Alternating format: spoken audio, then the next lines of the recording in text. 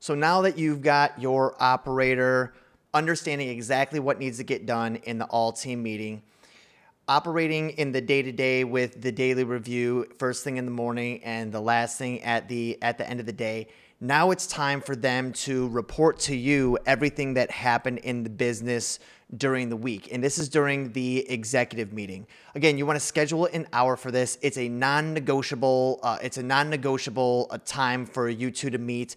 You can do it on Fridays, or you can choose to do it on Mondays before your team meeting, so you guys can get on the same page and you can understand like what's going on, and then be better prepared for the meeting on the all team meeting later on in the day. It's totally up to you.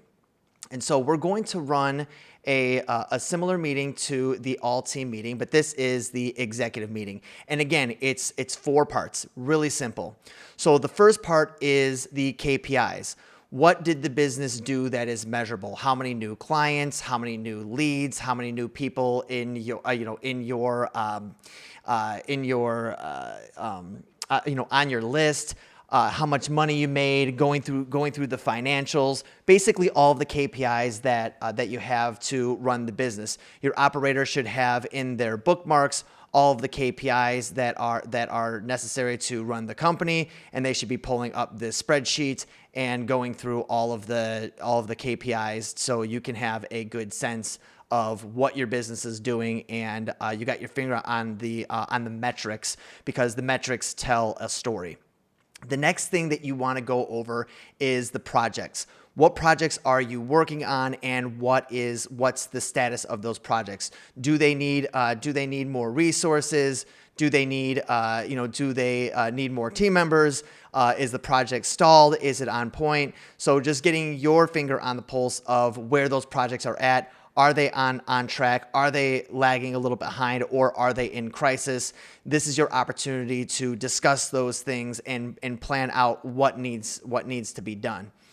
The third step is to talk about issues. This is your time to talk about bottlenecks in your business. This is where you can talk, where the operator can say, hey, this team member is starting to burn out. I think that they need a break, or I think that this team member is in the wrong place in the business. They're not following through. You could discuss personnel. You can discuss strategy, and basically this is where they bring to you all of the problems. And again, during the week, your operator should have this executive meeting in their bookmarks, as should you have these in the bookmarks, because keep in mind, this is your opportunity to communicate to your operator just as well as the operator communicating to you and putting things into this meeting for discussion. Again, this is how you avoid being bombarded by all the little nitty-gritty details, by constantly getting text messages, Slack messages, Voxer messages, Discord messages, Facebook messages, and you can just plan to discuss these things all at one time.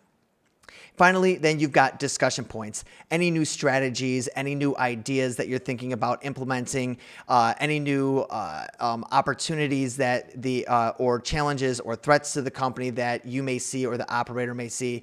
This is your opportunity to discuss those things as well. And just as the other meetings are run, if you've got the product launch, you discuss that, and when it's done, you cross it off. And then if you've got issues that need to be addressed, we need a new VA. Then you can create, all right, so call VA company and start the hiring process. And then you can automatically turn this into a task. Delegate that to the operator. Tell them when you need them to get it done. And by the way, your operator should be taking all of these notes. Ideally, you should be able to have this meeting and your other meeting while you're taking a walk, or you've got your feet in the sand, or you are in the airport, or like really whatever. You should be able to have walking meetings where all you need to do is see the screen. And sometimes you don't even need to see the screen. You just need to be able to give your input on all of this, and the management of all of this goes to your operator.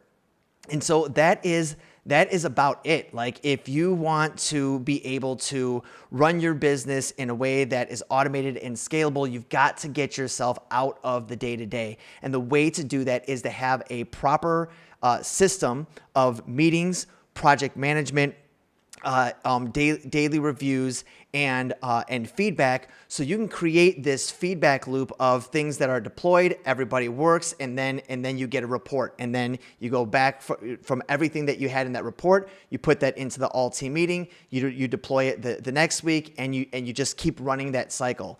This way, you will get used to meeting once a week with your operator for the executive meeting, once a week with your team for the all team meeting, and then your time is opened up to do the things that you're best in the business, whether that is, marketing or sales or speaking from on stage or creating new products, or heck, maybe you just want to take a little bit of time off and stop working 60-hour weeks and start working 20-hour weeks while everyone else on your team is doing their job as they're supposed to, and you don't have to worry about a thing.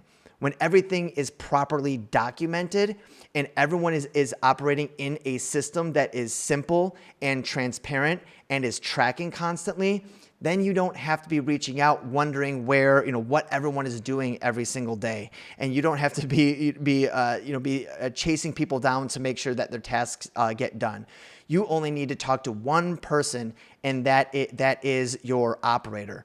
Now, there are a lot of other nuances. We're just scratching the surface of how your operator can really be your biggest asset for you to truly play a CEO role in your company. But it requires systems, training of those systems so your team members are actually using it, and then the constant iteration of improving and streamlining those systems in your business. And this takes a lot of time, a lot of architecture, and every single business is different. So if you are struggling with bottlenecks in your business and you feel like you're working too hard for not enough money, and you want to really just be in your zone of genius and have the rest of your team members take care of all those nitty-gritty things, but you're struggling to figure out how to do it, then I want you to click down here and go to spencerburnett.com/apply to book a session with one of our workflow specialists so we can figure out where exactly your business is,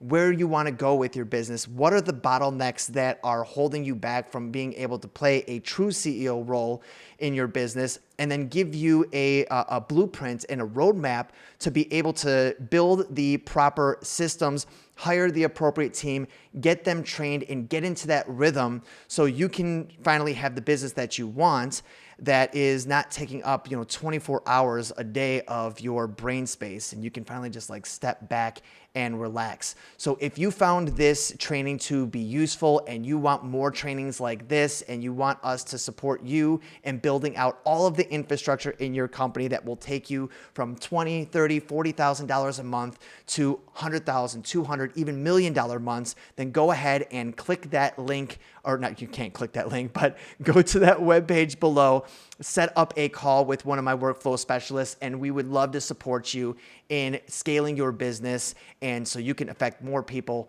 make more money, and have more time for yourself. That's it. Peace.